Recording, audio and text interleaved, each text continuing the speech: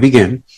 Our guest today is David Fury, who's an Emmy Award-winning writer, and he's also a director. He's done iconic shows like Lost, 24, 911, Buffy the Vampire Slayer. He's done a lot of stuff, and it's a great interview. But, as you all know, recently there was a Hurricane Ian, that was headed towards and ultimately hit the west coast of Florida. Now, I have a very good friend, Laura Foy, who hosted one of the shows that I had done in the past, and she's very talented, and she just recently moved there. And it turns out that she was in the path of the storm that was coming. I thought it would be fun to check in to see how she was doing before the hurricane hit. And we did, and she was wonderful, and it was a lighthearted conversation with all this impending doom coming, it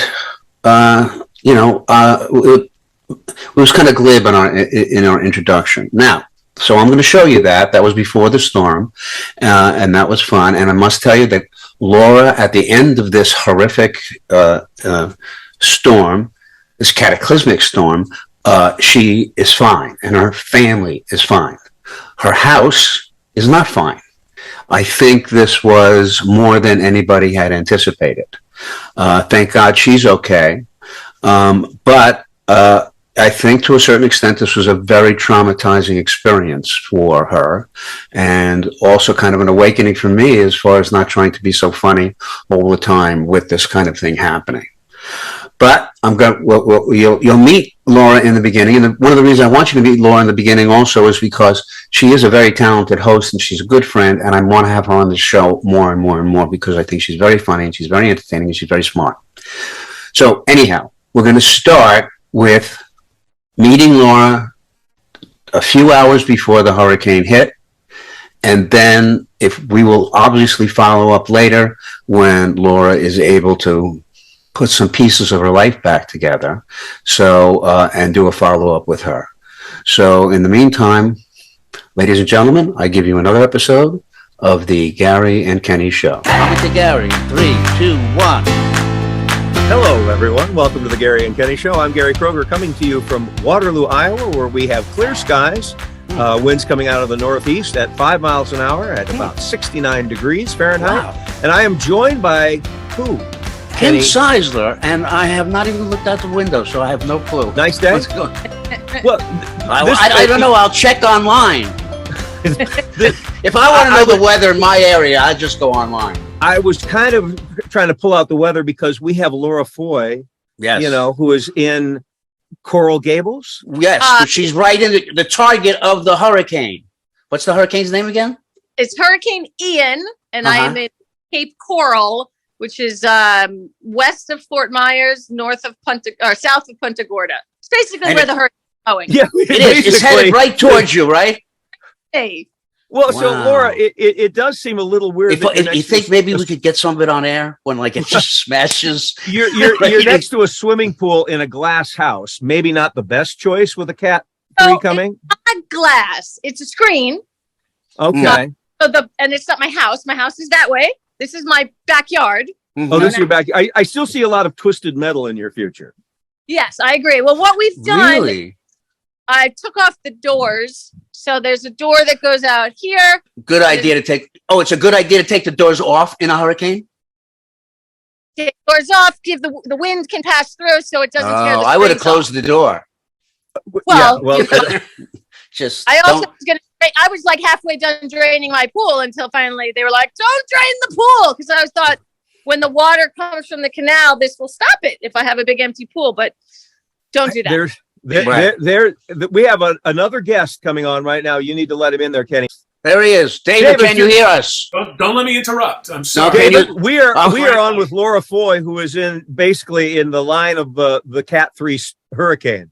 Oh, hi. The hurricane is heading right towards her. And if we get lucky, it's going to crash in while we're live on air. I want to stop. Like the Wicked Witch. I want to stop the glib talk because obviously you're right in the middle of the glib talk. You're right in the path of this thing. Yes. Should we be really worried? I would be more worried than you would be. Well, yeah, I get that. But, yeah, I mean, we're under mandatory evacuation. But Wait a second. Are you breaking the law right now by just staying there? Kenny, I've done it before, and I may do it again. But Laura, yes, are you in Tampa? south of Tampa. Oh boy, that's exactly where it's heading. Yeah. Yeah. Well, you seem okay about it. Well, we've done everything we can do, right? So I got like storm shutters up. I don't know if you could see, but my boat is like 20 feet up in the air. That's Your gone. boat. You'll never see that boat again. I'm sorry. Would it be a good idea to be in that boat in the midst of it? I mean, boat, water, compatible? So No? Well, let me ask you, where are you going to go? I'm not going to go in the boat. I'll stay. Are you just going to put mattresses over yourselves, or where are you going to go? So we have a generator. We do have a generator. So we should be able to keep maybe the fridge and some fans running. How's your roof? We'll find out. I just stucco. 2 months ago. How is your supply? How is your supply of drugs and alcohol? We're good. We've loaded up on Xanax and others. Okay. Other unnameable things. Plenty of alcohol. Got a Gary's a connoisseur wine taster. Gary, what would you pair with a hurricane? You know what? A nice Heights cellar would be nice. A nice deep plum Cabernet. Right. Well, you don't heavy tannins. Might get me too drunk too fast. Like I want to savor the wind and the rain. Maybe something. No, that's what something. Well, it is oaky. It is oaky. I think that's perfect for you. Gary, the hurricane's going to kick up some fish. Well, so maybe a nice Pinot Noir, perhaps. You should consider a white. He's right. You should be ready with nets because as the waves come flying at you, if you don't get the nets, you might catch a few. Well, I will tell you, as we were moving deck boxes and things that haven't been moved ever, many small creatures came crawling out. So I have had quite a few opportunities to feast already. Lizards, snakes, things I don't. You don't mean your children, then. Pardon? You don't mean your children. I heard little. No, they're okay. They're can I ask? Is it raining there now? Yes. Oh, good. Okay, at least we have rain. We have rain. Okay. Yeah, is there any whooshing? Is there wind whooshing? How are you coping with the rain? I don't like it. I'm not a big fan. But you could see here, my little palms are a little. What are you doing? Not like the sound. Is it the whooshing sound? I could make the sound. You might have to do that for us.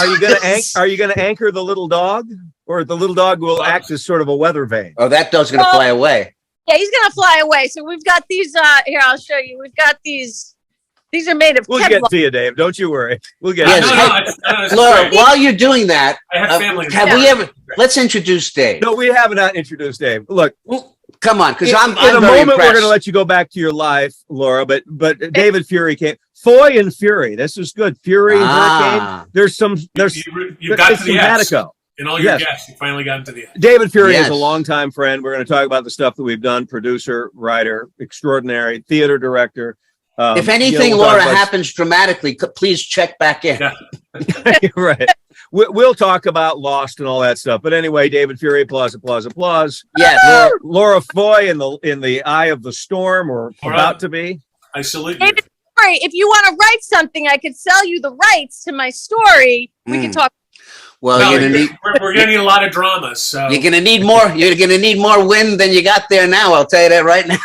Unless something picks you up and throws you. Put a hair dryer on the pool or something for effect. Yeah. Work on it. All right. Laura, thank you so much for doing this. Think about that's bigger than the Gary and Kenny show. So, good luck. Well, text me. I'm going to want to know now that we've actually met, how you come out of this. Well, you have to post yourself safe in Facebook. Yeah, make sure. I'm curious how we're going to come out of it as well. If the water starts coming up and over, we probably will evacuate. So the important thing is make sure you get the footage.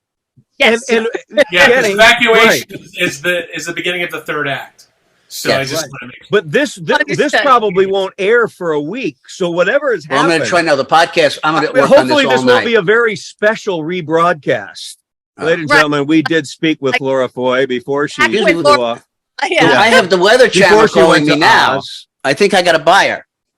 Yeah. All Laura, right, let's good get luck. to David. Be safe. All right. safe. Well, guys, have a great show. Thank you so much. Thank you. Bye bye. Thanks, And- Laura. Bye, Laura. Good luck. Good luck.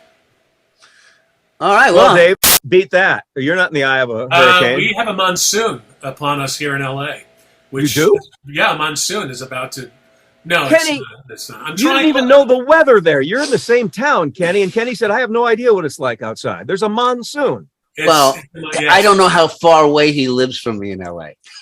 Well, a monsoon LA is a really big brings place. people together. It is a big place. The weather. You know. You could be skiing. You could be in a monsoon. It's So we haven't seen each other, and I don't want to. I'm just going to throw out a number, but 50 years. Is it possibly 50 years? 50. It is at least 50 years.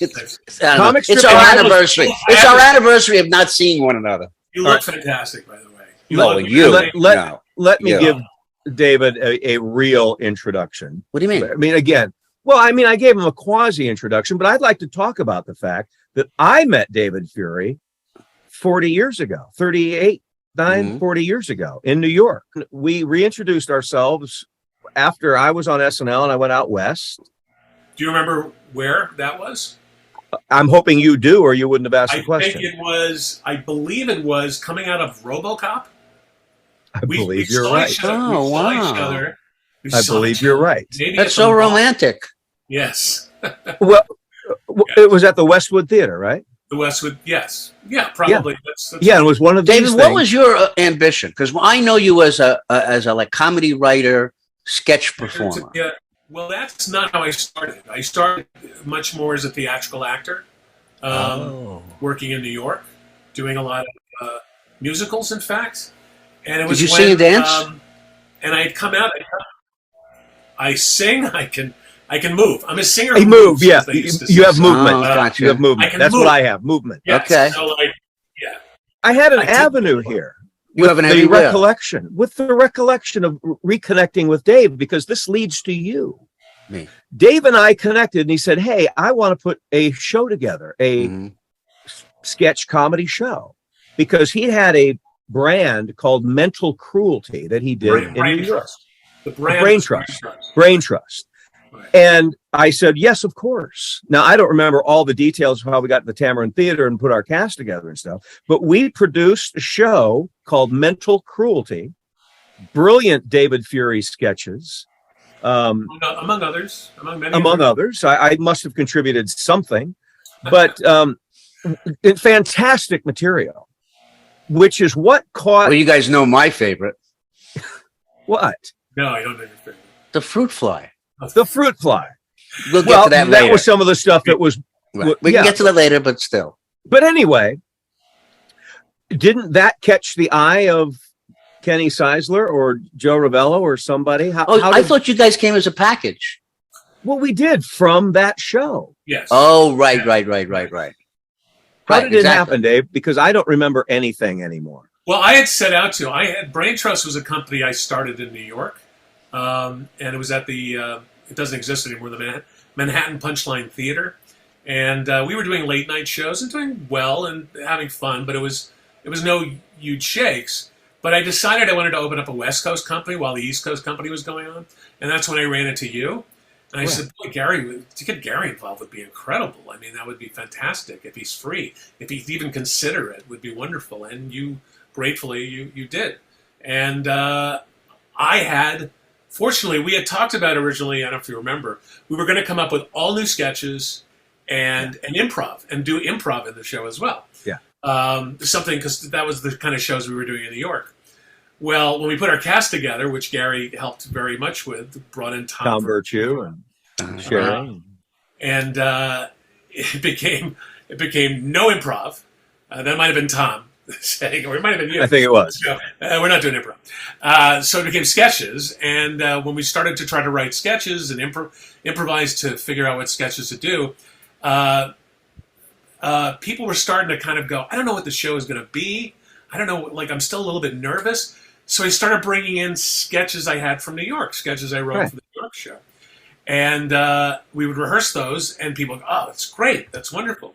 And I knew those were going to work, and I realized, why not do them in L.A.? Nobody in L.A.'s seen the New York sketches. Right. How did this lead to Comic Strip Live? I'm Because gonna tell I was you. asked to do Comic Strip Live, and you came on board, Paul Barras. I will tell you.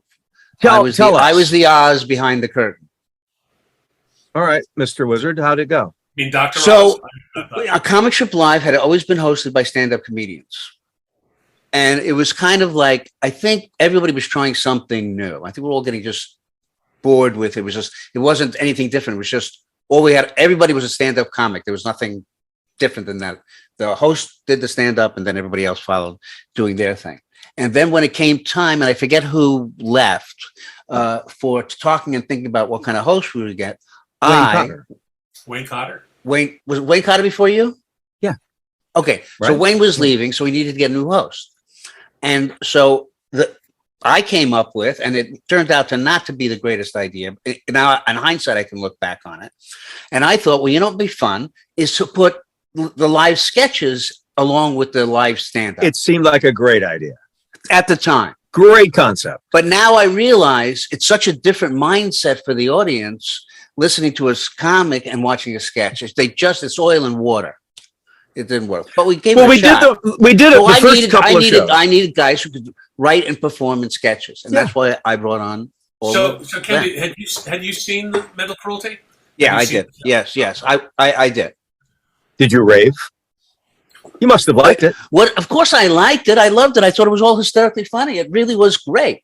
And I think, but again, I go back. I mean, I remember, and the reason I bring up that fruit fly thing is that I thought that thing was hysterically funny, but nobody in the network. And please, David, please explain to people what the sketch is about. The sketch, this is, from my standpoint, it was a parody of Edward Albee's play, A Zoo Story. The Zoo Story. Zoo Story, which is about a guy being accosted by this other guy who suddenly won't leave him alone. And I just made it a fruit fly that won't leave a guy alone, basically because he was upset about his lifespan. Right. He's going, what am I going to, like, He's got a day. What is the normal? That is truly the normal lifespan of a fruit fly is literally 24 hours. Yeah. Well, it might Give or take. Depending on what kind of shape they're in. I think honestly, Their diet. It's a mayfly that might live 24 hours, but I made it a fruit fly because I don't know. Oh, okay. All right. But at any rate, but the idea of this insect who had all these dreams of what he was going to do with his life, and just knowing there's no time, it was a great allegory for all of our feelings of mortality. And well, our audience doesn't know what an allegory is, but no, for that show or for Fox, our audience are middle-aged people. Sure, they do. No, I'm not talking about this. I'm not talking about the podcast audience. I'm talking about the Comic Strip Live people. Right. No, it was. I don't think when we were doing the sketch, anybody in the room went, this is based on an album. Well, yeah. No, it bombed. It bombed, and it's also. But it was actually, I thought it was pretty funny. As I remember it, the idea was we caught Gary live during a commercial break, and he had to go to the bathroom. So we cut to Gary, who's in the bathroom taking a pee, and you come flying out of the stall with wings on your back and start to harass him and complaining about you're just going to die. How much time do I have left?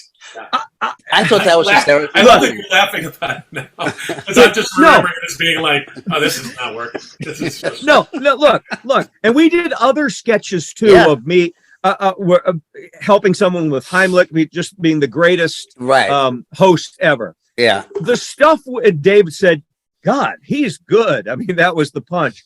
The stuff was good. It didn't fit. That's all. Exactly. You coming in as a fruit fly, if you were to show me that, it's funny as hell. It just didn't fit with the stand-up comedy. Right. Just don't follow a stand-up comedian. Well, that also led to us, correct me if I'm wrong, into doing the Tonight Show, right? I want to hear that story. That didn't go particularly well, as I recall. Well, gee, I didn't remember. That was before we did the Tonight Show before that. Oh, really? Oh, but that didn't go particularly well. I don't remember any laughs. Maybe not. Wait, with Johnny? Did you meet Johnny? Jay Leno was the guest host. Oh, Jay. Yeah. You got a guest host. Yeah, it would be Jay Leno. Yeah. Because Jay, I don't think gets anything but stand up. I had like even Right. Jay was not fond of us No. or any of our stuff. I remembered us performing it very well. Yeah. What was the sketch you But- did? We did Fruit Fly, and we also Oh, you did flip fly on that on the. Oh, I didn't know that. Yeah. Okay. But we Yeah. did non sequiturs 101, Non sequiturs, which nobody. which is Understood. kind of a Python-esque thing where it's a student who doesn't understand or is having trouble with a class she's in, talking to her professor, and the professor speaks in non sequiturs. Hmm. So of course she wouldn't understand it. Nothing, Right. when he keeps going off on these tangents. And we did a little switching around with the actors in it about who's playing what. Yeah, And I think that Did you know you were dying at the time you were dying? I did. I was very aware. I of think it. Tom and I were great. The stuff was too esoteric. Our material was very intellectual, but very, very funny. Dave is an incredibly intelligent person. Now, we had Brad Hall on last week, who's also Who's very not so intelligent. smart? No. You're very intelligent. And I have a theory. You both have gigantic heads. So you naturally have very big brains. Oh, He's- Jesus. I would say Now two people Now I that got to worry about the size of my head. I I have a big One pea-sized more head. thing to worry about my size. You have a big brain, David. Gary, T-Rexes have very large heads, Hmm. and their brains are the size of Of a a walnut. walnut. Hmm. So I don't think your theory holds up. Thing was, I was kind of surprised after the gang broke up that I would stick. I'm not sure what was the first episodic show you wrote for after you left Comic Strip Live. The first network show would be Yeah. the Jackie Thomas show. Yeah, Roseanne okay, Arnold. Oh, but that was a comedy, right? Yeah, sitcom. Yeah. Yeah. Okay, so Yeah. that you fit right into that. Yeah. But then at some point, from going from a comedy writer, you went to Buffy. To Buffy which show? came next, right? Va- It was oh, Buffy the Vampire Slayer. okay. But I was writing with my wife at the time. Ellen and I were hired on Buffy. They were looking for comedy writers specifically. Oh. This was year 2 of Buffy, and Joss Whedon had let all of his writers go. He didn't think that they were getting the fact that Buffy is a comedy. I mean, it's a teen drama, it's a horror show, but it's also a comedy. And he couldn't find writers who were writing the comedy that he wanted. So he hired Ellen and I. He wanted to hire Ellen and I for season 2. We had met him on season 1. I'm sure I'll go back. We met him before season 1, and I really wanted to go on Buffy. And Joss loved us, and I think he wanted to hire us. But our agent talked us out of it. Our agent said, "Buffy the Vampire Slayer. It was a failed movie. It's going to be on. It's going to be on not a non. I don't know what it is. It's not a network. Warner Brothers. The WB. The WB. Yeah. WB. It's like this, and no one considered that anything. And they said, and it's also going to premiere mid-season. And we were also up for a sitcom that was premiering in the fall on ABC that was sandwiched between Roseanne and Home Improvement. The one Mad and two. About You? No, it was an ABC show called Life's Work. And you Boy, don't be remember- sandwiched between those two shows and to not make it. Yes, exactly. I had never even heard of But it. that's our agent convinced us not to do Buffy, but to do that. So when we did that and it was canceled after 18 episodes, we fired our agent, who, by the way, was Ari Emanuel, if you know Oh that. wow, yes. And we looked for other agents, and we tried to get another meeting at Buffy. Joss asked us to do a freelance script, which we did, and loved it, and then wanted to hire us. Ellen did not have the affinity for Buffy's dramatic side or horror side. She just wanted to write comedy. Mhm. So we split up our partnership, where she went to produce Mad About You, Right. and I stayed on Buffy. I had to continue writing freelances for a season to prove that I could write by myself. But then they made me an offer to come on as producer. Now, were you good? I mean, to me, it's interesting that some people can, be doing very jokey. I'm a very jokey kind of person. So as far as anytime I write, it just gets. But the idea of writing a serious story with all of those elements seems incredibly foreign to me. But Well, I was nervous about it. I wasn't sure I could do it either. now, are you good at That's- story or dialogue or both in the drama world? I think I'm very good at story. Once given I'm given a task. If they say we want the story to be about this character, let's say Buffy is just broken up, she's feeling alone and isolated. Come up with a story, and when I have a germ like that, I can, because whatever the story is revolves a monster. So I go, what is the loneliness monster? What is the isolation monster? What is this? What is this demon? Or we used to call them themons. And that gave me an in to like how I can tell very much the kind of writing I would do with Brain Trust, because we did like Frosty the Snowman. Yeah, right. Frosty the Snowman was an allegory, and Fruit Fly was an allegory. So taking monsters and demons and making them allegories for something else, that was totally in my wheelhouse. That helped prepare me, because I'd be writing some very serious scenes, but they'd involve somebody in a latex, monster suit, for writing for Lost. I mean, Lost was not in any way supposed to be a sci-fi show at first. I mean, there was a mandate. Everything has to be explained. We don't want any mystical things. Well, that changed. Yeah, it certainly did. Yeah. But then, but they introduce, the monster, the smoke monster, or the unseen monster initially, and then became the smoke monster. They went back on that. But anyway, so Buffy and Angel prepared me to write things that did not have mystical elements in them. And I was able to still pull that same notion of allegory, if I can find something. And in the case of the Lost episodes, I was able to inject a little bit of genre storytelling. Did you ever try to put some comedy in there, or not even intentionally? I did in Lost. I actually, in one of my first episodes, I had Hurley, big guy Hurley, trying to create a golf course on the island. While everyone's trying to survive, he found golf clubs and decided, we're going to have our own. Right. I mean, that was comic. And then I wrote an episode later about him, the fact that Hurley was a multimillionaire because he won the lottery before he had come to the island, but the numbers that he won with were cursed. Like everybody, like suddenly horrible things are happening to people he cares about, even though he's got this money and he doesn't know how to get rid of it. So I'm using elements of Buffy. There's that big brain. He's adaptable. Brain. I didn't know you were so adaptable. Hey. I will do anything for money, Ken. Oh, that's what adaptable means. Dave, if I had Emmys, you'd see them in this shot. Oh, you don't have. You can't see him because of his head. Let's talk about your Emmys. How many do you have? I have 17 Emmys. No, I don't. I have 2 Emmys. You have 2 Emmys. Are they both behind your head? Is that why we can't see them? My giant head. No, I didn't want a production to sign our podcast by going, look at my award. No, but I noticed you've got the casual Casio piano over here. Maybe you'll turn which I can't play. Can we go back to Lost? I never saw the show, but the whole thing never saw the show. But the whole thing was based on a big reveal. Like what? Nobody knows what happened to these people. Am I correct? Like they're lost. The audience doesn't know. Is this true or not? Well, they give somewhat of an answer at the end. And that's my question. What was the answer? I mean, saving the problem of having to. Well, Ken, I was not on the show at that point, so I don't want to talk about their ending for the show. I was only in the show, honestly, the first season. Yeah. So I helped establish what the show was. Right. I helped win a couple Emmys.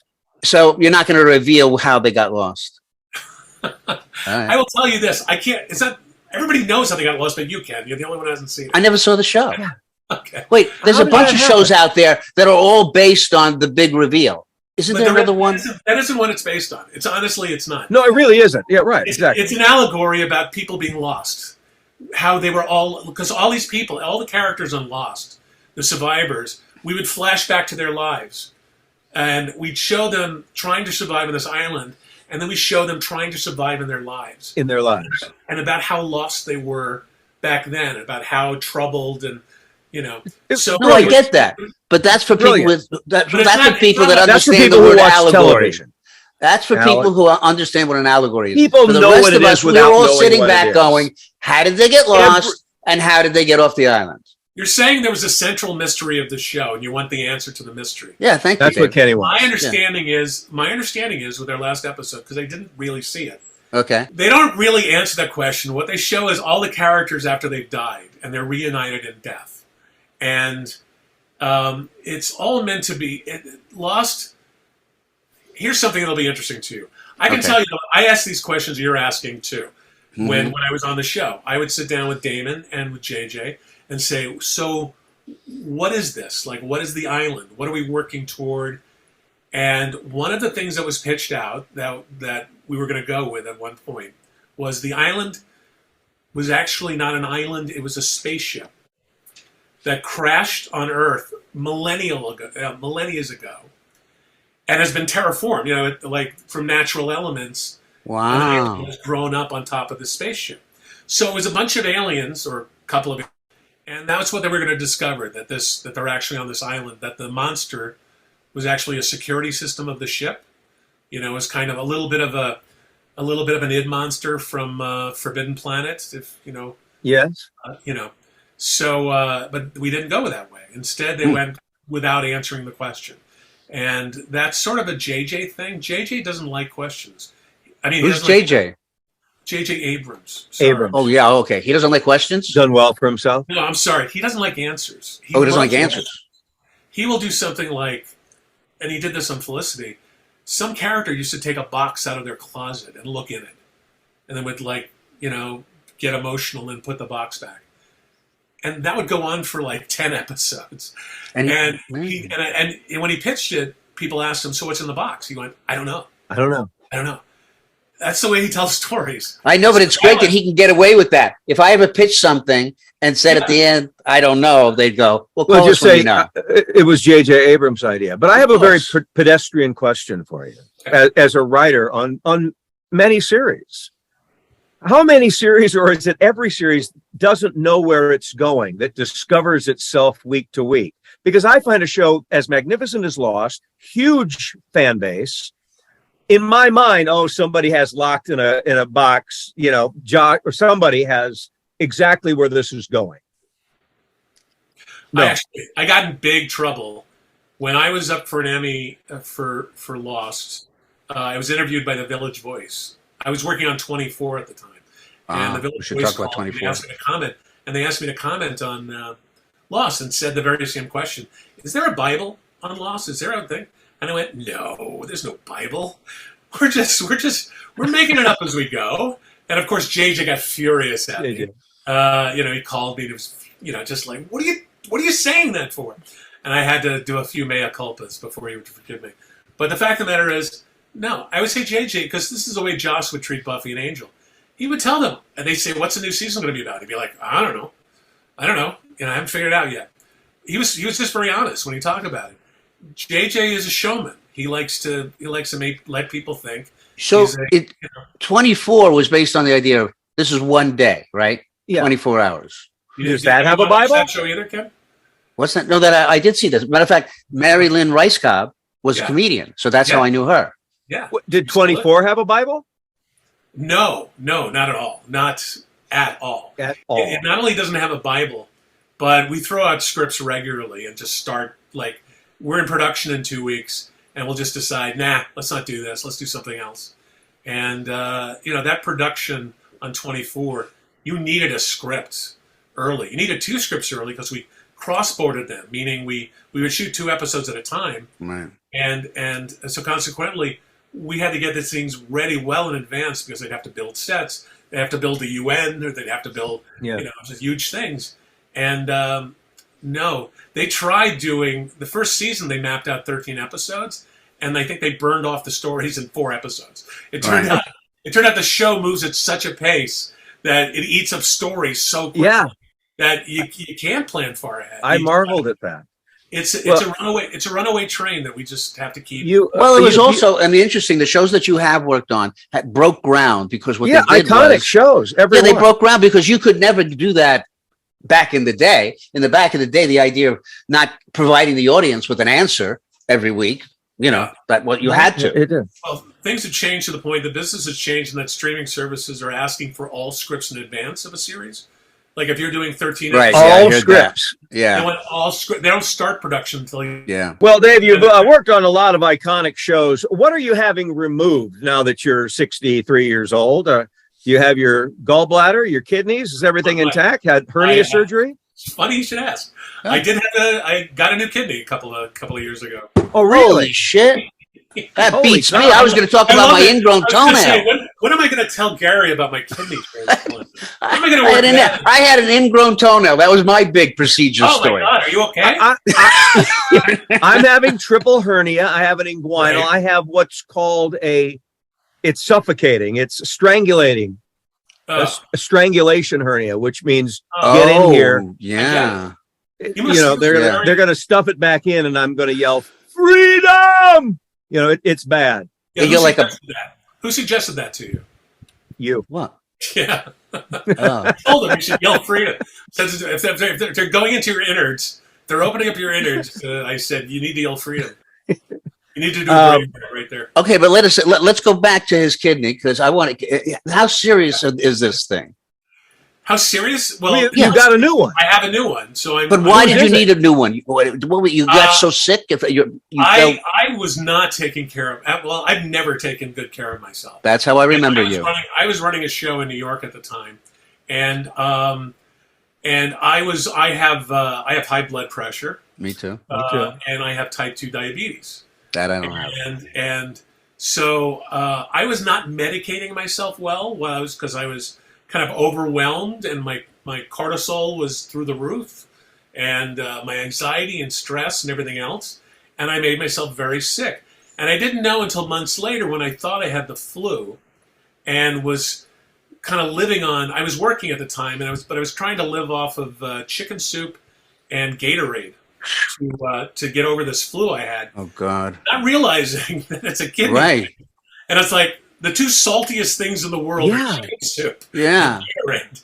And you're probably thinking that you don't want to go to the doctor because it's just a cold, right? Yeah, it took me 2 weeks to finally Yeah. go, this Yeah. isn't getting better. Why isn't this getting better? Yeah. And and I found out, and they immediately needed to put me on dialysis. I went on dialysis for about 10 months. It became 10 months. It became dialysis because of COVID. I mean, sorry, it became 10 months because of COVID, because this was October of 2019, and my sister donated a kidney for me. Oh, really? Yeah. And I was going to get it done in April, and then something happened, a pandemic that locked down the Yes. country.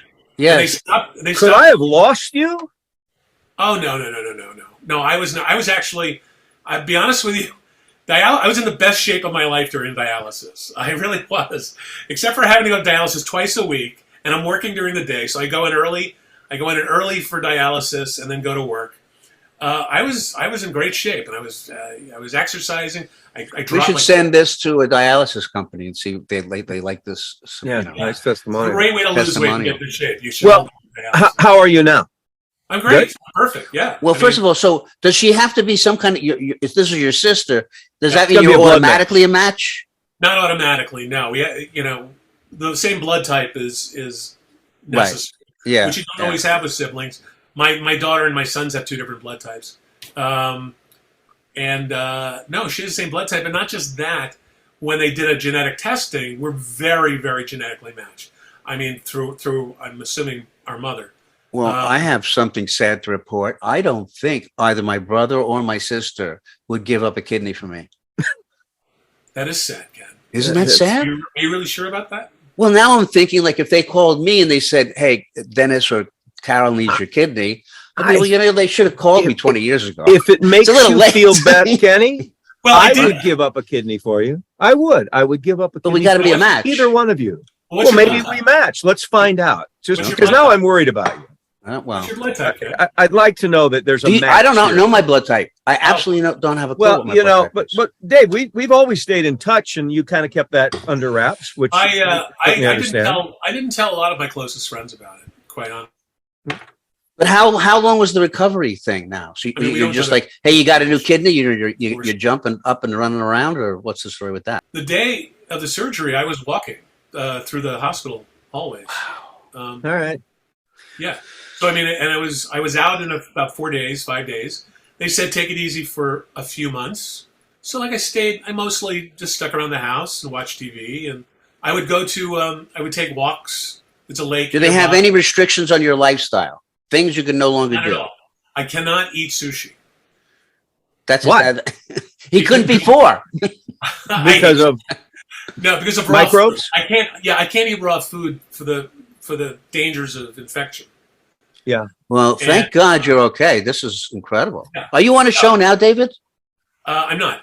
I'm Oh, not. okay. And actually, I'm sort of COVID, the lockdown, and my kid and everything else. It kind of put me in the mindset of I don't know if I want to do this anymore. And not only that, I'll tell you another thing, my friend, and Yeah. this is kind of true. You have the same thing I do. You're an old white guy. Yes. Huh? We are Wow. We're both. I just narrowly missed that category. Yeah, and that doesn't, and that's not what everybody's okay, looking for. There's a segue because we're coming into our last 10 minutes here, and actually, Oh, I I thought you have were gonna- I have the I thought you were hospital gonna talk about calling death for my again. pre-op here. Oh. Look, Dave, we've stayed in touch, and you've always been very kind, and so has Ellen, giving me a thumbs up for political things and things like that. And Kenny, you have too, of course. But it's one of the ways that we've stayed in touch. Uh-huh. And I've been dying to talk about this because I haven't really been able to, except on Facebook Okay. with my 5,000 friends. But, you know, I've been a political person Yes. for a dozen years. But a very interesting thing happened to you, Gary. Well, Are you I'm got the courier now? I'm going to work. You guys married well, and we all have magnificent children. We're not I married. We're not well. a couple. We're not a couple. I married well, finally. And my wife and I, the reason we just get along on so many levels, one is that we just have a perspective that is compatible. So we love to go out and talk politics, and we don't get on, you know, I don't get drunk and loud. It's just like talking like right now, like, you know, what do you think about this? Mhm. So we go to our favorite wine bar in Evanston, Illinois, called Lush. I have no reason to pull that punch. And we're having a conversation, just talking, whatever. And I'm pulled aside, and the manager says, you're going to have to leave. I said, what? You make one of our employees very uncomfortable. Did you know which one? No, I have no idea. Well, you must have mistaken us. We must be someone else. We come in here and everybody enjoys us and we have a great time. We're very comfortable here. What is this about? Well, something Wow. you said the last time you were here about Henry Ford. I'm going, what? I vaguely recalled mentioning that Henry Ford and Charles Lindbergh were anti-Semitics and that's been a gruesome, grotesque part of American history. But I said that to my wife and he said, I just need you to go. And I will buy your drinks, but get out of here. Well, Jew lover. Did he say Jew lover? did he say what? Jew lover. No, I'm not even going to say. No, that. they think it's the other way. They think he's a Jew hater. They think I'm an anti-Semitic. That's my guess. My guess is that they were thinking that I was praising Charles Lindbergh and all the great anti-Semitic. It has to be something like that. But we were never told. I asked to speak to the employee. I said, I can solve this. No, you have to go. You're not welcome here. Wow. Well, you can go. Well, that sucks. But you can't really do that. To go to a public place and be Cancel. considered, you know, a horrible person, possibly a neo-Nazi. Well, the thing you is, have why to- wouldn't he want to clear up the misunderstanding? I don't know. Because, and I don't want to do all the talking, I want to hear from you guys. In this day and age, and I was a restaurant owner, I had an employee who was uncomfortable if somebody brushed up next to them. And I would say, well, you're in a restaurant, that's going to happen. But they'd say, I'm uncomfortable and you need to make me comfortable. And they would threaten lawsuits. They would threaten, well, you know what, I'll go, you'll hear. And as a business owner, sometimes just go, okay. It's a new paradigm out there. Yeah. But I went online and I told friends, hey, this is wrong because it's the only justice I have. And of course, everybody came out to say, and even Kenny said, did you tell him you have Jewish friends? You know, and now I've given 2 rotten reviews on Yelp and TripAdvisor because it's. But you even called, right? And spoke to the manager. Owner and spoke to the owner and said, well, I know who you are, Gary Kroger. You couldn't possibly be a fascist. I'll look into this and take care of it. Week later, nothing. So this is my only justice, is to talk about it. Right. Bad Yelp review. Because I don't think anything's going to happen. Can I just? This Yeah, is Kenny. that came to my Now head. I take this to the panel. It's amazing to me that this misunderstanding was not resolved. Like, and I'll go back in the day. If the manager would walk over and go, "Hey, that person misunderstood what you were talking about, and you explained to me why," I would go, "Hey, Sheila, come out here. Get a load of this." Right. He doesn't hate Jews. He loves the Jews. And everybody would laugh, right? And it would be like the end of the sitcom, which is always based on a misunderstanding. It's just it's like, why not? It's a misunderstanding. There's two words I hate for both reasons. Cancel culture and woke. I hate them. I don't like the terms, but I don't like how they've been co-opted by the right ears. What do you think, Dave? Is that 3 words? It was 3 words. But there is a climate of if you feel uncomfortable, that's justification. It's a totally subjective determination that is. I get that, but why not resolve the misunderstanding? Well, that's my issue too. Right, David. What do you think, David? What would you have done? I agree with both of you. What would I have done? I would have insisted on getting a real explanation for what exactly offended them. And you tried to, and they just wouldn't deliver. I did. I tried. It was nothing. Which is insane. But you're pretty certain it's because of the naming Ford and Lindbergh. Is that? Well, that's what he said. He said, you said something about Henry Ford, and my brain was reeling. What were we talking about? What I do remember something like that. I'm just guessing. Would that waiter or waitress be Henry Ford's great-great-granddaughter? Mm-hmm. I've even thought of that. But here's what I said to the owner right afterwards. I said, "Hey, this is a misunderstanding. We can work this out. Google me." I sent him links to 12 years of writing about social justice and against anti-Semitism. Right. All of these things. That will show you who we are so we can solve this. Crickets. It's David, have you ever been thrown out of a place? I got thrown out of my house a couple of times. No. I've never been thrown out of a place, but Gary will remember this because this is, I also have strong feelings, negative feelings toward woke and a lot of things because if you remember, I said a long time ago, if we're doing comedy, if we're not offending somebody, we're not doing our jobs. Yeah. And in fact, when we were trying to get Habitat for Humanity to sponsor an opening night for one of our Brain Trust shows, I think it might have been Monumental or something. Yeah.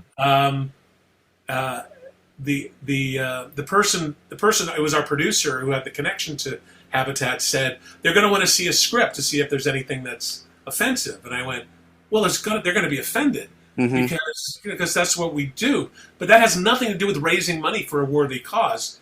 But she said, well, they're going to, like, for instance, if you did, now Tom Virtue had pitched this sketch about a guy at a party whose penis is hanging out of his pants when he comes out of the bathroom.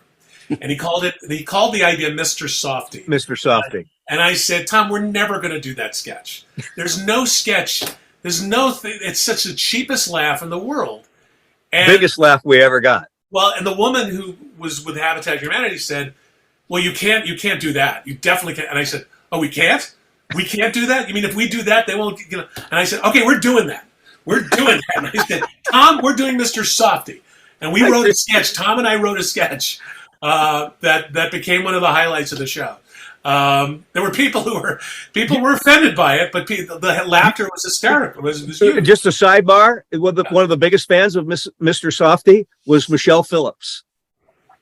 Really? Mamas and the Papas loved Mr. Softy. There's some name dropping for you. Wow! Thank you, Gary.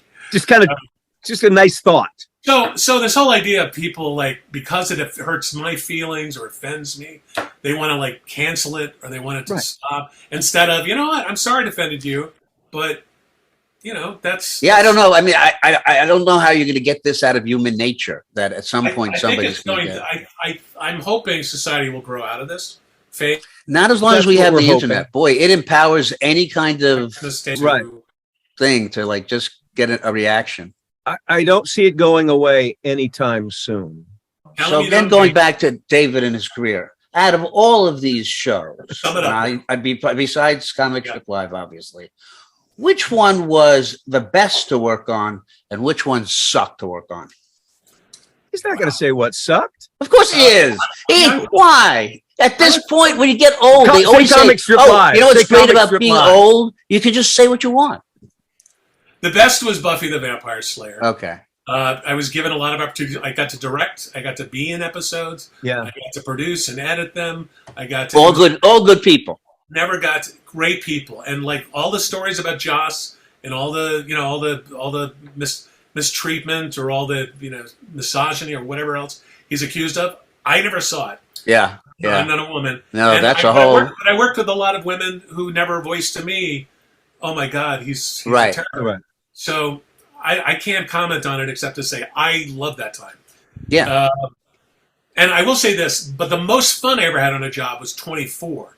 Not the Okay. most fun, but the easiest job. Because once I learned on 24 not to try to bring subtext to things and just write, I called it meat and potato writing, where you're just trying to get from point A to point B and in an exciting way.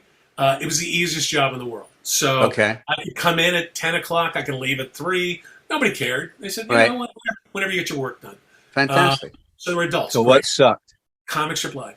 No, it is not Comic Strip Live. It was it's a toss-up. I'm going to say... we can have a tie. We can have a tie. Lethal Weapon and Malcolm P, and Magnum P.I. I did two reboots, both of which I completely stank at. And the environment was just poisonous. Toxic. Yeah, one of the stars of Lethal Weapon was an actual psycho. I think we know who that. Well, and you're talking about the series, of course. It's a guy who's not Damon Wayans. So yeah. So. Well, he was fired, wasn't he? The guy you're talking about. He was after I had left. Wait, who are we talking about? Oh, Magnum P.I. The guy. Who was the person that was horrible? You remember? You're just not that talent. No, I can't remember. I don't remember. He was fired. He went away. He's gone. It was a guy actually. I wrote for his character on 24, but his name is escaping me at the moment. Everybody can look up Wikipedia. They'll know who I'm talking about. Well, gentlemen, the other show you didn't like was which one? Magnum P.I. But that's that was another weird environment. It's a drag to be on a show where it's tense and. Well, those are like the last two shows. Two of the last shows I did, and that was already souring me on like, okay, I don't know if I can do this anymore. I don't know if this is fun for me. Yeah. Well, save it for the next podcast. I have to go. I have to call the hospital back. Oh, please get those hernias taken care of. Oh, yes. When is that operation, Gary? When is that? Well, it's Thursday, but it was. They wanted to see me earlier, but I just had stuff, and they said that you're making a big mistake. No, I have an abdominal that looks like a fetal hamster head trying to poke its way. Right, out but of when my is stomach. did you make a schedule for the surgery? Yeah, Thursday morning. This Thursday. But a day after tomorrow. Correct. Wow. Are they doing all three? They're calling me for all my pre-op stuff and what I need to bring. Are you doing all three hernias? Yep. Okay. They figure we're in there. Let's just do them. Godspeed. Yeah. Well, I'll let you know. I post. We all know that. No, I definitely want to see because I never had my hernia operation. It's interesting. You hear all these things and then you see how it, But you what had an the ingrown expectation toenail. is. You understand you had an ingrown toenail. Well, yeah, I never really got to tell that story. We'll have to wait till next time. We'll wait till next time. Yeah. Let me say a formal goodbye to David. You've got a giant brain. Yeah. You have an Can we incredible see what's family. behind you, David? I adore your wife. Thank you. She adores I you. adore your wife. And I would like to talk privately about what you go because I have one more thing to say. I have a dream. I have a dream that we recreate the highlights of all three of those shows and take it on the road. I want to do Dates of Future Past one more time in my life before I'm too old to do it. How are you going to play the young version of yourself? Hair dye. We get one of your sons. He would be great. Yeah. I could still do it, Dave. I could still do it. You can do anything, Gary. Love you. Love you too. Shannon.